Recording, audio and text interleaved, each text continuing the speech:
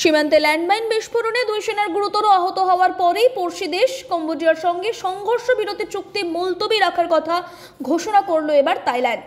ব্যাংককের এই ঘোষণার পরে দক্ষিণ পূর্ব এশিয়ায় নতুন করে অশান্তির আশঙ্কা তৈরি হয়েছে। গত 26 অক্টোবর মালয়েশিয়া আসিয়ান সম্মেলনের ফাঁকে মার্কিন প্রেসিডেন্ট ডোনাল্ড ট্রাম্পের উপস্থিতিতে থাইল্যান্ড এবং কম্বোডিয়ার মধ্যে স্থায়ী সংঘর্ষ বিরতি চুক্তি স্বাক্ষরিত হয়েছিল। দুই দেশের শীর্ষ নেতৃত্বকে পাশে বসিয়ে শান্তি চুক্তিতে সই করিয়ে ট্রাম্প বলেছিলেন, এই দিনটা দক্ষিণ পূর্ব এশিয়ার সকল মানুষের জন্যই গুরুত্বপূর্ণ। কিন্তু 3 সপ্তাহের মধ্যেই ট্রাম্পের সাফল্য নিয়ে সংশয় তৈরি হয়ে গেল। কম্বোডিয়া সরকার থাইল্যান্ডের চুক্তি স্থগিতের সিদ্ধান্তের বিষয়ে তাৎক্ষণিকভাবে কিন্তু প্রতিক্রিয়া জানায়নি কোনো রকম। তবে এর আগে সীমান্তে নতুন মাইন পুঁতে রাখার অভিযোগ অস্বীকার করেছিল কম্বোডিয়া।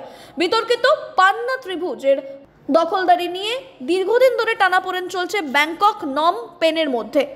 থাইল্যান্ড, কম্বোডিয়া এবং আরেক পড়শি দেশ লাওসের সীমান্তবর্তী ওই ভূখণ্ডের দখল নিয়ে 1962 সালে আন্তর্জাতিক আদালত একটি রায় দিয়েছিল এবং সেই রায় তা অনেকটা কিন্তু কম্বোডিয়ার পক্ষেই গিয়েছিল। কিন্তু চলতি বছরের মে মাসের শেষ পর্বে কম্বোডিয়ার সেনা সেখানে শিবির ও পরীক্ষা নির্মাণের তৎপরতা শুরু করার পরে নতুন করে উত্তেজনা সৃষ্টি হয়।